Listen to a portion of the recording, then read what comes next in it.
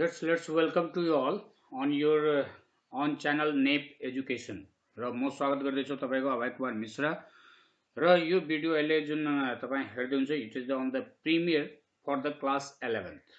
Yes, and was series of the taxonomy was going on. We have classified kingdom protista को तीनटा phylum में divide गरेको थिए जसमा दुईटा phylum already I have discussed over there and you can get the link in the iCard. In this video, I am going to be explain about the phylum Protozoa. Phylum Protozoa.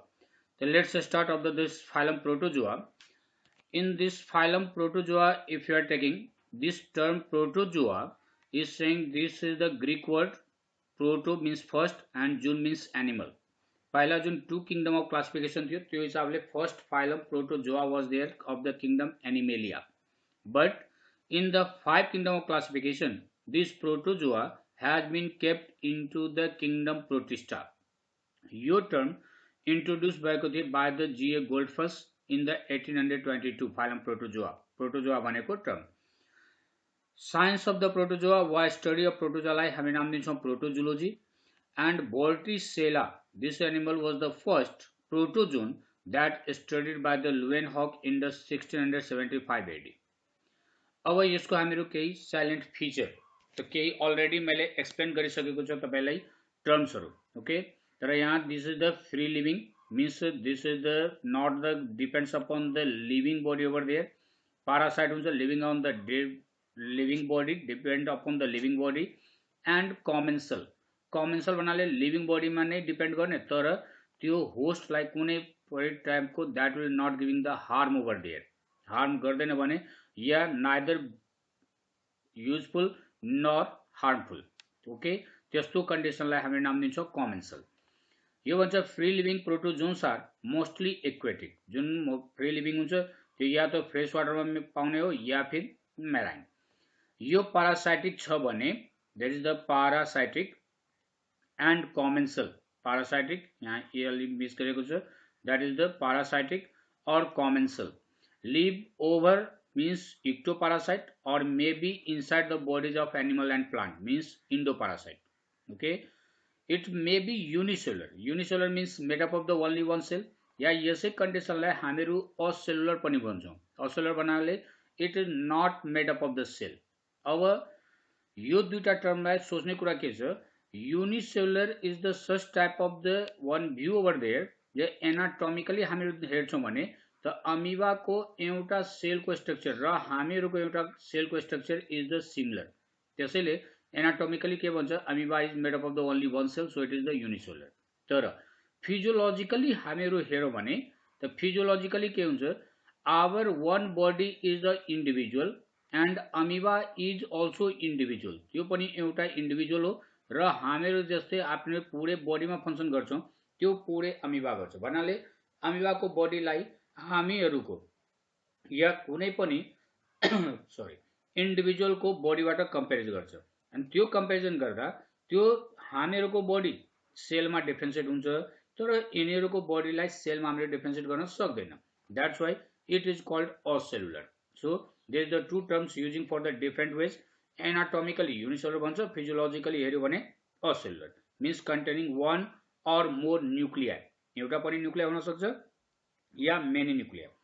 Solitary, already term I have said, that used to live the alone or maybe forming the loose colonies. Okay, loose colonies. Next time we will the body is the naked or bonded by a pellicle. Naked भन्नाले त्यसको sale membrane माथि कुनै पनि other structure हुँदैन त्यस कन्डिसनलाई भन्छ naked जस्तै अमीबाको irregular shape हुन्छ कुनै हार्ड स्ट्रक्चर छैन वा bonded by a pellicle.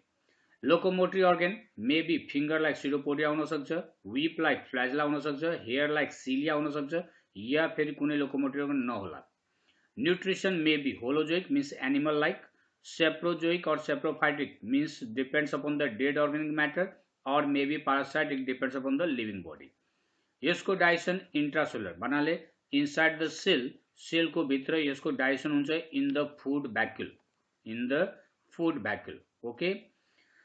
Free living having the contractile vacuole for the osmoregulation water amount र salt amount लाई balance गर्नको लागि एउटा फिनोमिना हुन्छ osmoregulation जसको लागि यसमा हुन्छ कन्ट्राक्टाइल भ्याक्युल, तर this contractile vacuole present only in the free living, त्यो पारासाइटिकमा हुँदैन। Exchange of the gases and excretion, यसको एक्सक्रिटिभ प्रोडक्ट अमोनिया छ, this takes place through the general surface of body. त्यस्तै reproduction may be asexual by binary fission र multiple फिजनबाट हुन सक्छ, and sexual by the either conjugation and fertilization, either conjugation and fertilization. Next, if you see that this phylum Protozoa is classified into the 4 classes. एउटा अरु classification छ, म पछि कुरा गर्छु यसमा। अहिले हामी कुरा गरौँ यसलाई 4 क्लासेस मा क्लासिफाइड गरेको छ। On the basis of what?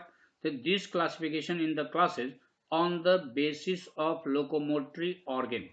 सोध्ने गर्छ लोकोमोटरी organ मा के एउटा क्लास राइजोपोडा और सर्कोडिना, यसमा हुन्छ free living or endoparasitic. Contractile vacuole may be present or absent, किनकि पारासाइट छ भने कन्ट्राक्टाइल भ्याक्युल हुँदैन।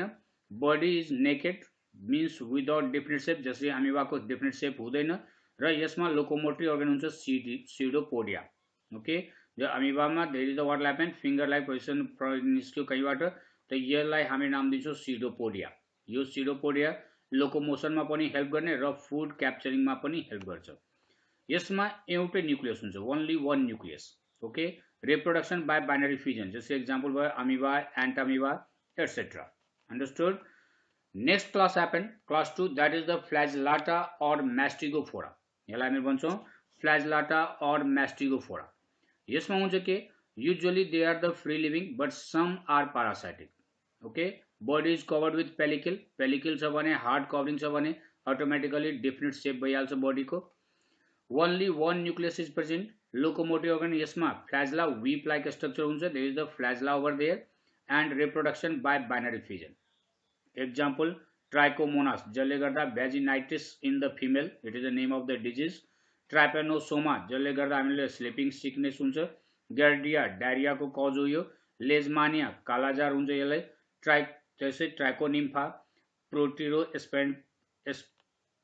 प्रोटोस्पोनेरिया, एस्पोनेर्किया, connecting link between the protozoa and porifera. यो प्रोटोजोआ र पोरिफेरा को बीच को कनेक्टिंग लिंक पनि छ। Is it clear? Third class happen, that is the sporozoa. Third class is the Sporozoa.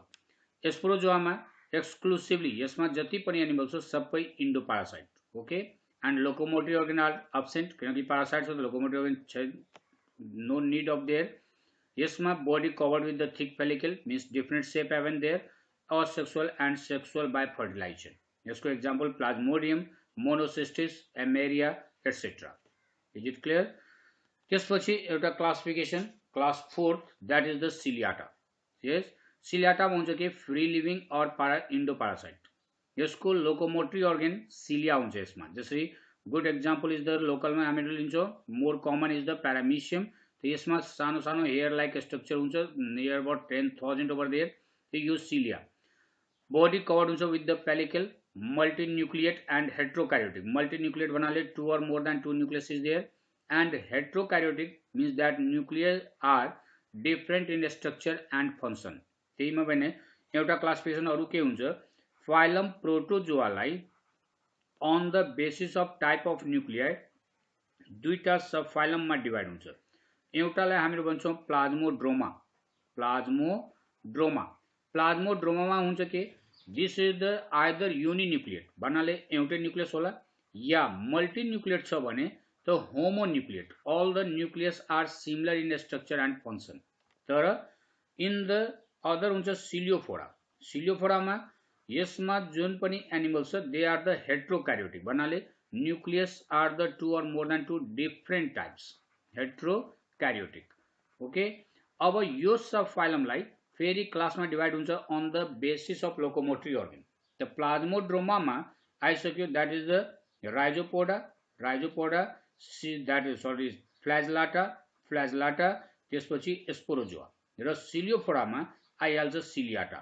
एउटै क्लास हुन्छ सिलियाटा। त यो पनि एउटा क्लासिफिकेसन हो जो प्रोटोजोआलाई सब फाइलममा डिवाइड गर्ने on the basis of type of nuclei. Homokaryotic छ भने यस होमोकैरियोटिक छ भने प्लाज्मोड्रोमा, हेट्रोकैरियोटिक छ भने that is the Ciliophora. Is it clear? This is the classification of the phylum Protozoa. यसो गरी फेरि अर्को सिरिजमा हामीहरू फाइलम पोरिफेरा लिएर आउँछौँ. Okay, and thank you very much all of you. If you are the new for this channel, I will say please subscribe over there, and if you are getting the important for there, must you like and share. Like this you can get the many videos over there on the zoology and the science topic. Okay, thank you very much all of you. Well, thank you once again all of you.